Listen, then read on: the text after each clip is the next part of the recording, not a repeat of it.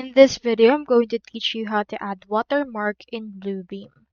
To do that, you first need to head over right here in your bluebeam.com website and just sign up for an account by clicking on this Get Started, Try It Free, or Buy Now. You have the option to get a free trial or buy the actual software directly from them.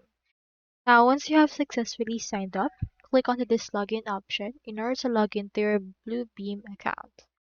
So I've already downloaded the application and here it is right there. I have right here this particular page.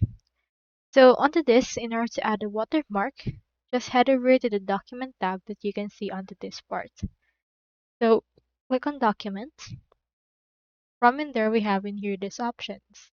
Proceed to choose the watermark option that should be able to appear into this case. We have in here a lot of options as well to choose from directly in here. So they have right here a built-in watermark tool that you can actually use. From the option right there, you can just head over and then input right here the what watermark you want to use and adjust the font, the size, the color, as well as the opacity of that particular watermark. Under the page range, you can just select what pages that will be applied. You can click onto this thumbnails option and then select right here pages that will be applied.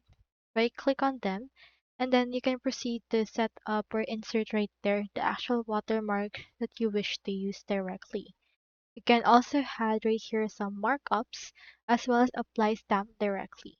So when you click on apply stamp, you can just input right here the preview of that stamp and then get it from here and that will be added directly as a watermark. So that's all there is today and I hope this video actually helped you out.